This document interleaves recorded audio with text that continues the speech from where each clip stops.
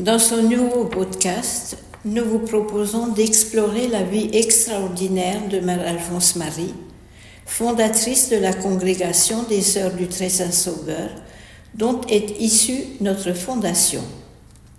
Cette histoire est une source d'inspiration intemporelle qui parle de la compassion, de la dévotion, de la bienveillance envers les autres. Élisabeth Epinger est née le 9 septembre 1814 à Niederbronn-les-Bains, une petite commune du Bas-Rhin en Alsace. Elle est l'aînée d'une famille paysanne de 11 enfants et elle a grandi dans des conditions de vie simples. Saisie par l'amour de Dieu, elle se sait aimer personnellement avec ses capacités et ses faiblesses. Elle désire alors faire connaître à tous que Dieu les aime et veut leur bonheur. Dès son plus jeune âge, elle se démarque par sa grande compassion envers les autres et souhaite entrer dans les ordres. Mais ses parents l'incitent à rester auprès d'eux pour les aider dans les champs. Durant sa jeunesse, elle est atteinte par diverses maladies. Pendant cette période de maladie, Élisabeth fait des expériences spirituelles profondes. Son curé, Jean-David Reichhardt, qui est le curé catholique de Niederbronn-les-Bains de l'époque, est le témoin direct de ces expériences.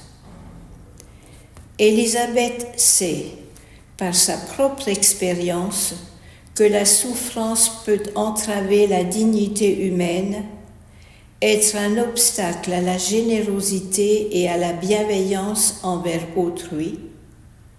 Pourtant, elle sait aussi que donner procure une joie immense qui réchauffe le cœur. C'est ce qui la pousse à se consacrer à Dieu et à aider les personnes dans leur détresse physique et morale. Son curé, Jean-David Reichhardt, observant les diverses actions de la jeune Élisabeth, en informe Monseigneur André Rees, évêque de Strasbourg de 1842 à 1887, qui va très vite s'intéresser de près à tout ce qui concerne la jeune femme. Il constate qu'elle est touchée par une grâce particulière. Au fil du temps, Monseigneur André Rees est persuadé qu'Élisabeth est destinée à quelque chose de spécial. Au cours de l'année 1849, Élisabeth fonde un institut religieux avec l'aide de son curé et l'approbation de l'évêque. Au début, elles ne sont que 4 jeunes femmes, mais rapidement d'autres compagnes les rejoignent. Dès l'année suivante, l'évêque nomme Élisabeth comme supérieure de la petite communauté des filles du divin Rédempteur. Dès le commencement, les activités des sœurs reflètent une orientation missionnaire. Elles s'occupent des pauvres, des malades à domicile, des enfants abandonnés et des nécessiteux de toutes sortes, sans distinction de statut, d'origine ou de religion.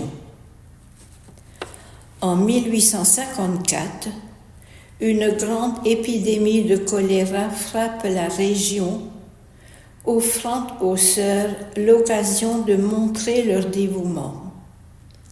Leur attitude exceptionnelle de proximité, d'abnégation, de courage leur vaut une grande estime de la part de l'État et de l'Église. Ainsi, la jeune congrégation est reconnue d'utilité publique par décret impérial en 1854. Dès lors, Elisabeth Eppinger, devenue mère Alphonse Marie, devient la première supérieure générale de la congrégation. L'institut religieux s'ouvre à une diversité croissante de situations, de cultures et de besoins.